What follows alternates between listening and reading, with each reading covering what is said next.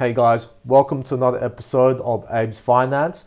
Today we're going to talk about Archegos, and I'm sure you heard a little bit of it with the headlines. But what I want to dive into is basically sort of the longer term implications of what's happened with Archegos. So to quickly just summarize what's happened, Archegos is sort of the second iteration of Bill Huang's hedge funds. So Bill Huang had a hedge fund up until 2012. Apparently he was a pretty good trader, but he was doing a bit of inside trading or some dodgy stuff, and then they barred him from becoming an investment advisor. So what he did, he closed up shop, and then he started another one, but with only his own money and family friends. So that's called a family office. And so what he did, so he's been apparently doing quite well with the family office. Well, at least well enough not to go bankrupt. And over the last around 8 years, but what's happened now is that he's got around $10 billion under his management. And I assume a lot of that is actually his. And he's pretty much completely blown it in a couple of days. And this is what can happen with trading and investing if you don't manage your risk. And I won't go on too much of a tangent there yet, because risk management is so important in trading and investment. But so basically there was a lot of he's participated in a lot of risky trades, and they finally come home to roost. Now, how risky exactly? Well, I've read a few different reports. Apparently he's had $30 billion portfolio. Some reports say he's got 50 billion. Some say he's invested 100 billion. Bear in mind, he's got 10 billion of his own funds. So if you just can imagine, if he's borrowed 100 billion and the stock drops 10%, he's completely wiped out his $10 billion sort of stake, his equity. So he's gone, right? He's completely gone. Now, right now you're seeing on the screen a chart of Viacom, one of his biggest holdings in his portfolio, and I'll quickly go through some of his other ones. I mean, that is more than a 10% drop, by the way. That's $100, and now it's down to $45. That's a 55% drop, and in any rate, if he on the lower end has borrowed 30 billion, and most of it is plugged into this stock, let's just say, and it's dropped 50%, if it drops 33%, he's wiped out, because 33% of 30 billion is 10 billion. That's his whole equity gone, right? This has gone 55% down. So that's an issue. We'll look at some of the other stocks that he was invested in. Discovery, and that's gone from 80 to around 40, right? By the way, these are buying opportunities, and I'll go into that a little bit towards the end of the video and look at some levels we want to buy at if you're, if I'm interested in it. But this has gone 50% down. Let's look at another one, Baidu. I actually like Baidu, but regardless, I don't think it was really a winning trade for him. Regardless, it's gone from 270 down to 200. So that's relatively relatively okay for him. Now these are 3 of his main holdings, and there's a few more, of course. But as you can see, the probability of his portfolio or his equity surviving is so low now, with that massive drop. Now, really, is he the one holding the bag? No, is the short answer.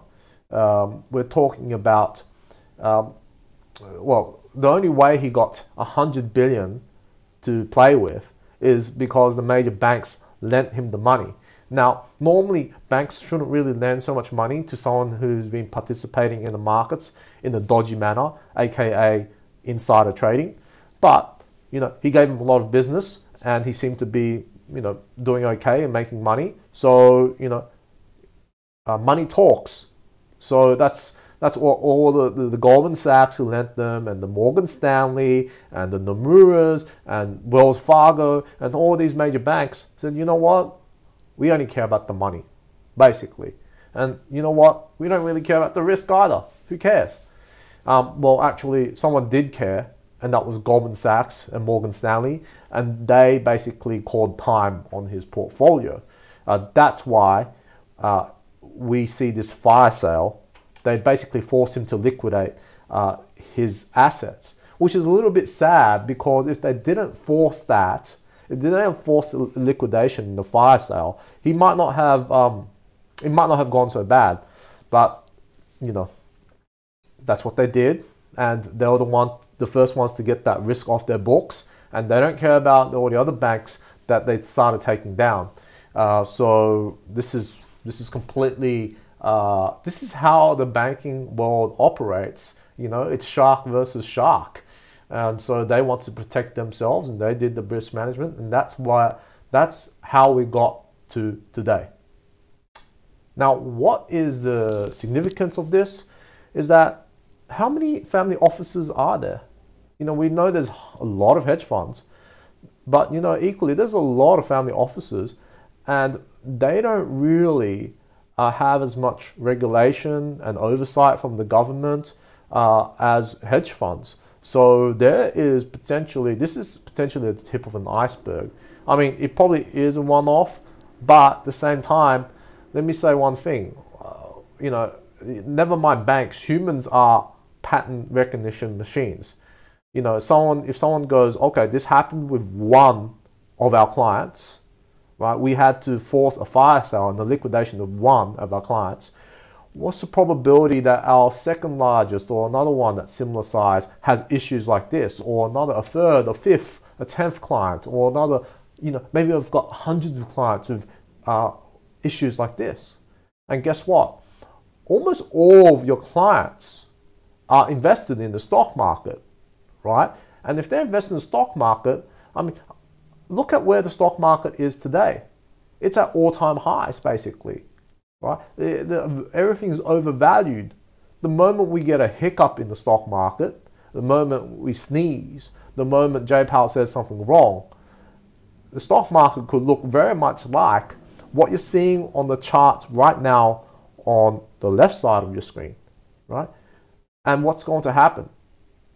If you think about how invested we are in the market, I mean, how does the market even get to all these all-time highs? Let me just bring up the S&P 500.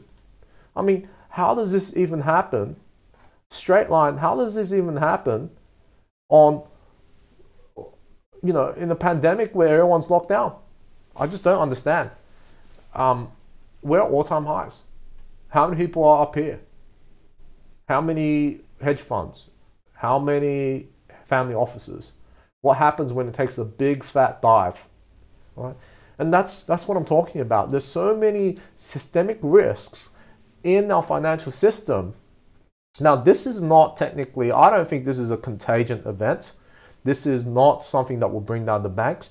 I mean, with that, I will quickly add that it hasn't brought down any banks. It hasn't brought them down, but it's basically eradicated all their profits. I mean, this is Nomura, the Japanese bank, which reported $2 billion loss from this trader.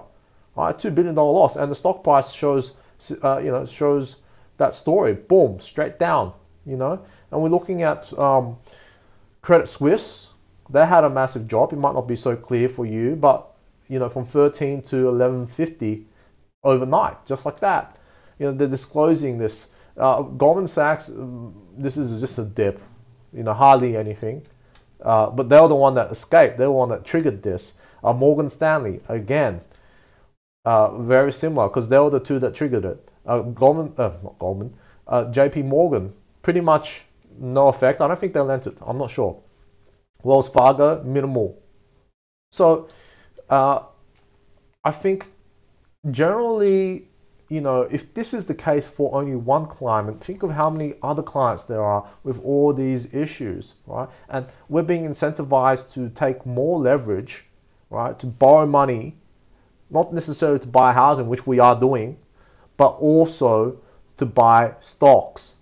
And when stocks go down, it feels great when it's going up. When it goes up, it's very reflexive. It goes up because it goes up more, right? People see it's pumping up, right? And then they want to get in on the action. They said, I've got cash to do it. Let's do it.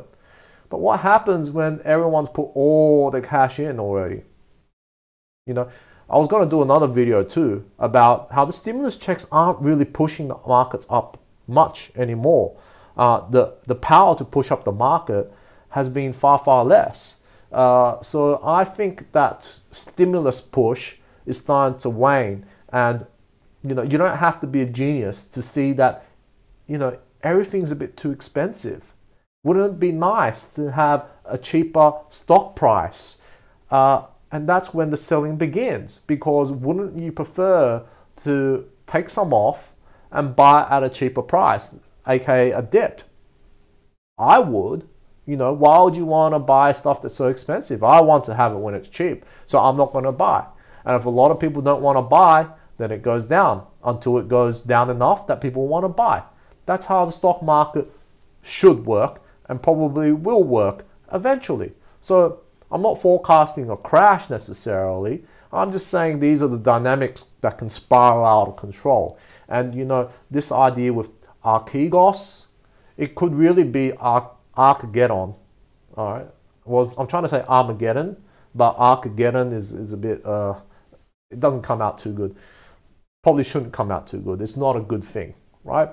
So that's what I'm seeing with the markets. That's what I'm seeing with Archegos. I don't think there is anything to really worry about, but I will say basically two things. I will reiterate, this is potentially the beginning of a lot of risk management. In other words, selling off to reduce risk, because as intelligent as I would make this analysis to be, I'm sure there are very, very, very smart people in Goldman Sachs and all these investment banks.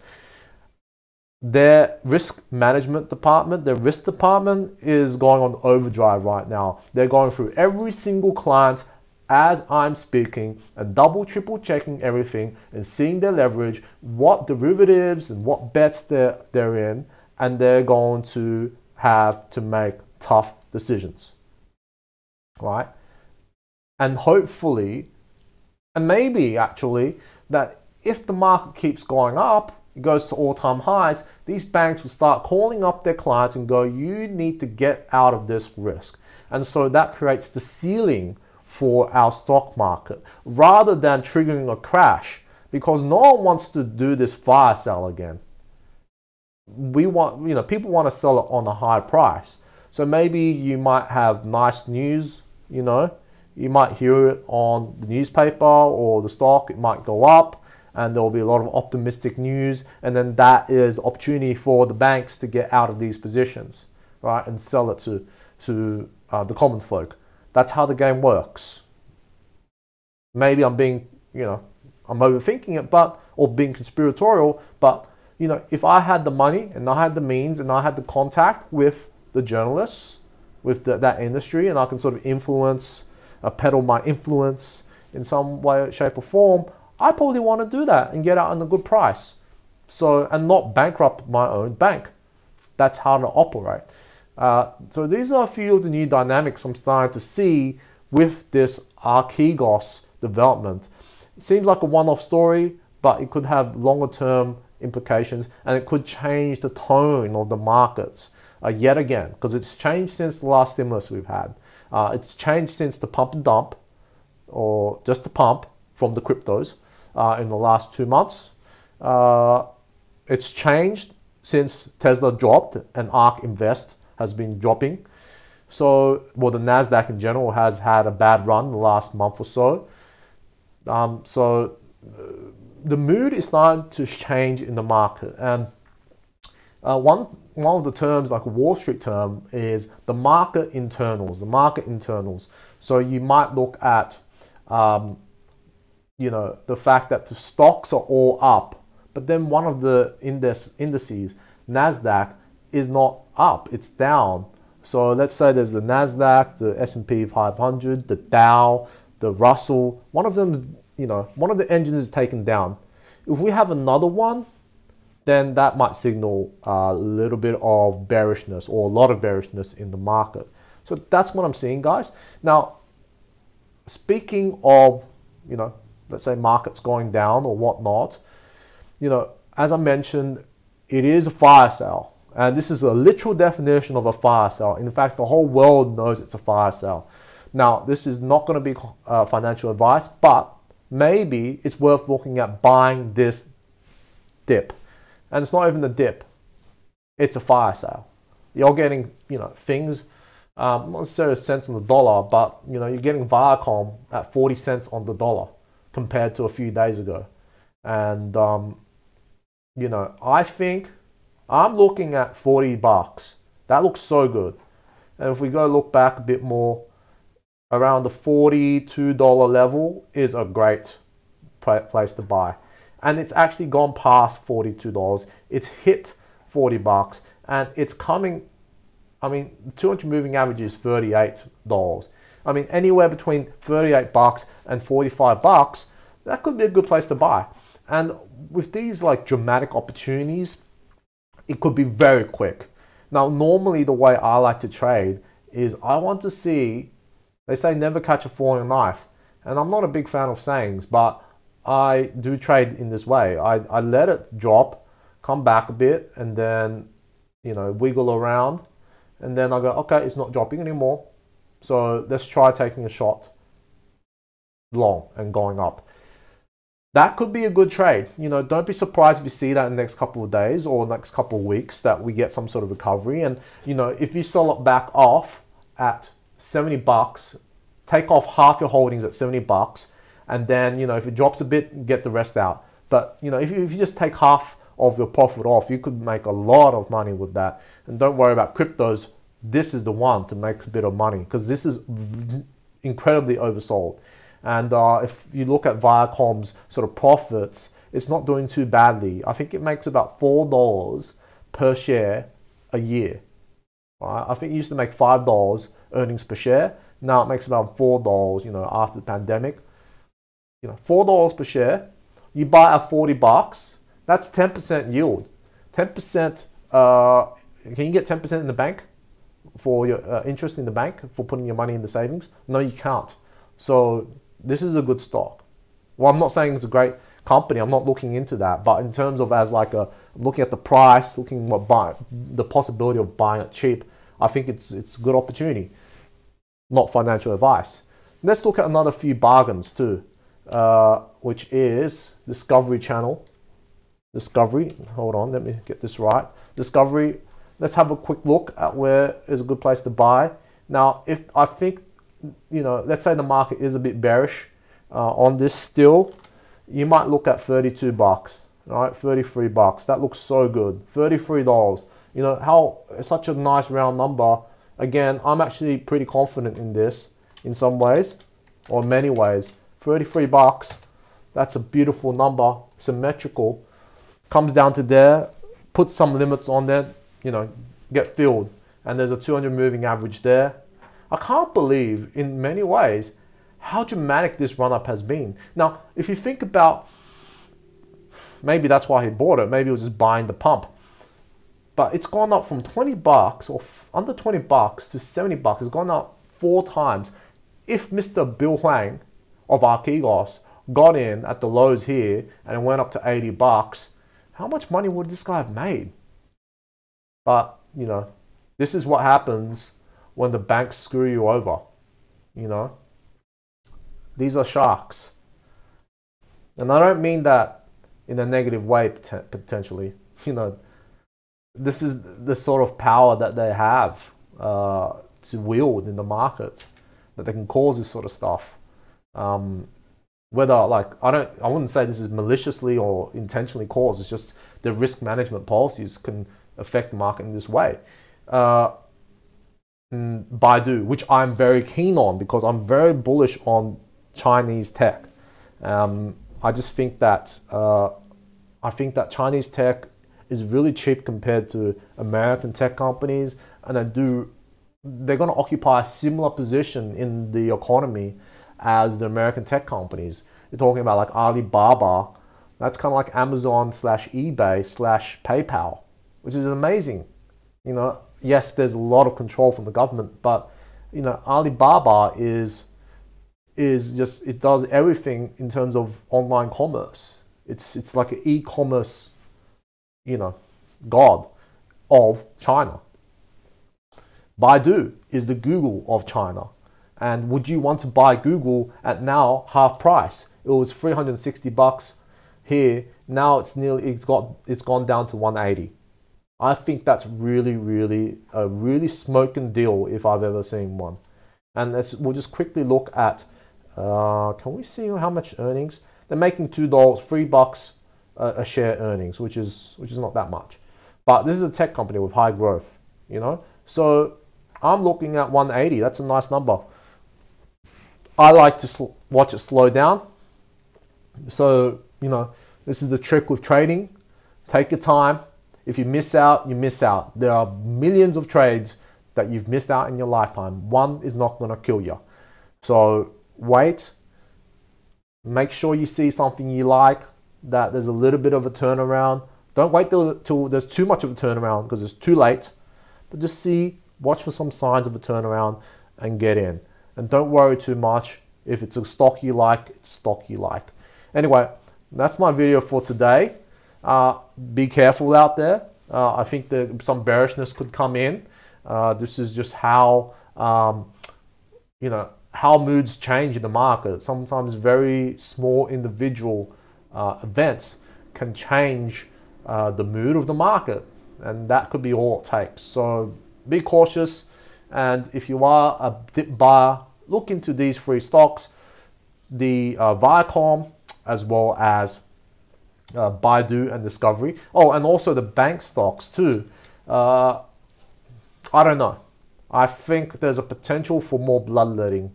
You know, when they clear the clients' books, it could go down a bit more when they realize those losses. And when is tax season? No, it's not close to tax season, so they're not gonna be thinking about tax and how to get some, you know, benefits from taxes.